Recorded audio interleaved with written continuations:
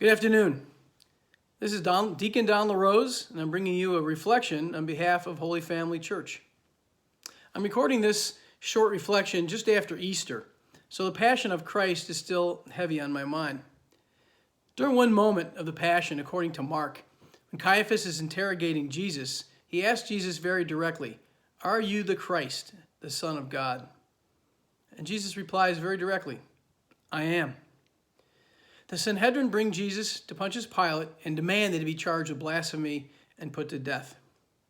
When Pilate learns that they want Jesus put to death because he said he was the Son of God, Pilate becomes afraid of Jesus. So he asked him, "Where are you from?"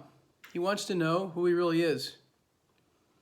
All of us are really no different, are we? We all want to know who Jesus really is. We want to know where he's from. We want to know if Jesus truly is the Son of God. Because all of the Christian faith is really summed up in that question. Was Jesus the Son of God?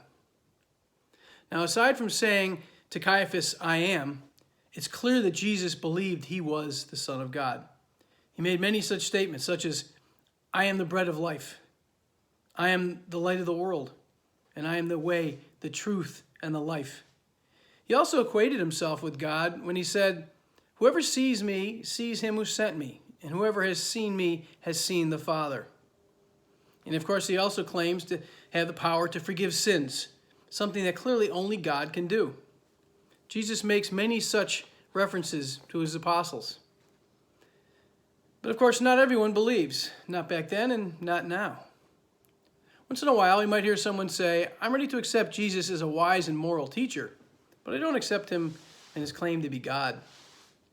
However, that's really irrational and a faulty way to identify Jesus in such a way, because any man who was merely a man but said the sort of things that Jesus said about being God could not then also both be a wise man and of high moral character unless he truly was who he was saying he was, God. They can't go together. We really only have three choices when it comes to Jesus' true identity. Either that Jesus truly was the Son of God, as he said he was, or if he was not God, that he's insane. He was for believing that he was, or if he knew he was not God, but still tried to convince others that he was, then he was not a good and moral person. He wanted everyone to follow him and drop the religious beliefs they had had for many generations. For example, he wanted the Jewish people to believe that he was the key to forgiveness of their sins instead of making sacrifice at the temple, as was their long-held tradition. According to Jesus, he was the new temple. If he was not the Son of God, and he knew he was not, then he was highly deceitful and willing to sacrifice souls for his own ego trip. On the other hand, if he believed he was God, but was not, then he was out of touch with reality. He could not be a wise man. However, everything we know about Jesus tells us that he was neither deceitful nor delusional. He was, in fact, a very good man, and he was profoundly sane. Thanks to the historical eyewitness testimony of the Gospels and the Acts of the Apostles, we know Jesus well enough to understand who he was. Author C.S. Lewis argues that aside from Socrates, there is no other person from the ancient past whom we know so well as Jesus. In fact, we often hear people ask, "What would Jesus do?" believing we know him so well that even after 2,000 years, we can predict what he would say and do in almost any circumstance. Jesus does not come across as someone who is delusional. He comes across as someone who is rational, lucid, and logical. As someone who is highly intelligent and insightful, often outsmarting his opponents who set traps for him.